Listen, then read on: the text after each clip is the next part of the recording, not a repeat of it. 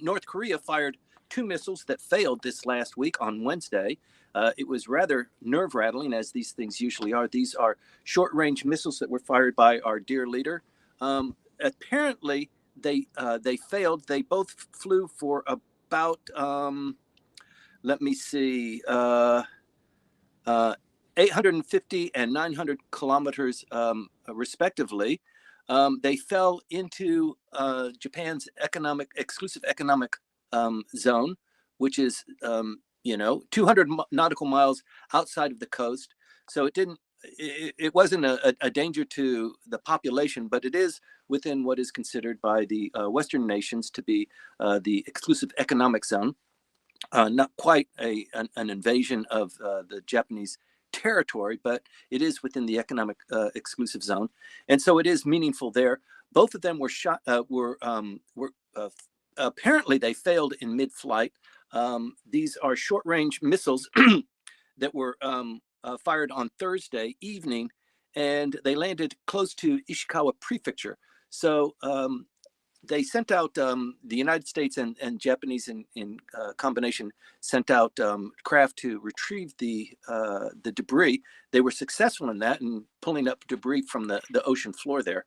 And so this is a continuing escalation of what's going on between North Korea, South Korea, and Japan, but particularly implicating the United States presence in Okinawa and in Guam. You might remember that a couple of weeks ago, they shot another longer range missile whose trajectory was towards Okinawa. It was a satellite. It was designed to be a satellite, a spy satellite, that failed also in mid-flight.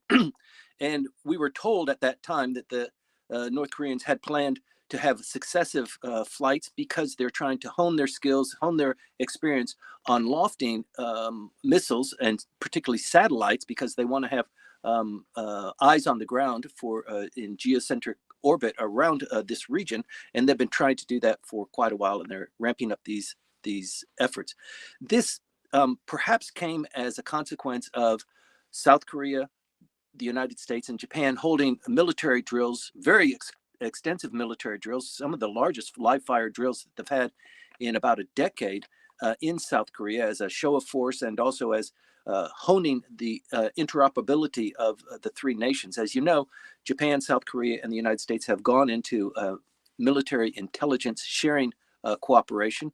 They're just getting this started. It came out as a consequence of, President Biden encouraging Prime Minister Kishida and President Yoon to, get their act together to come closer. They've been really pretty successful at that. The invitation to join G7 was extended by Mr. Kishida, and there does seem to be actually some real progress after such a long time of no progress between Japan and South Korea. For example, they sent in a team. They were invited to come into observe what's going on in Fukushima and with the release of the nuclear wastewater there.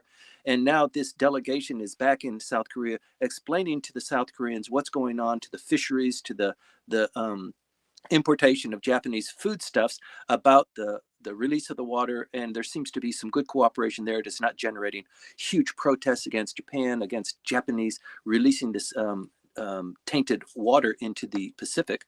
But once again, the South Korea is, pretty far away from where Fukushima is, but still, this waste is being planned for release into the Pacific waters this summer. So they're collaborating and sharing this information with South Korea.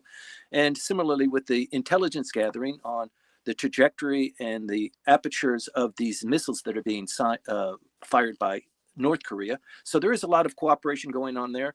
And just maybe 2 days after this missile was fired on Wednesday, the American nuclear-powered submarine visited Pusan, the port of Pusan. This is the first time for a nuclear-powered guided missile submarine to visit South Korea in maybe 10 years. So this is a pretty big deal, and it is a signal of this cooperation and this building alliance between the United States and South Korea. And also in this particular case, it doesn't implicate Japan because it's an American nuclear powered submarine, but it is a big deal. for the United States to show the flag there, particularly with a guided missile submarine. So this is just a continuing escalation of what's going on. We can anticipate, in fact, it's been reported that there will be more short-range launches coming up probably in the next couple of weeks. So it's something that that we should be looking out for. Since they failed in their first attempt to launch a satellite, it looks like there will be other attempts to launch that satellite because it's extremely important from a military point of view. So much to be watching there.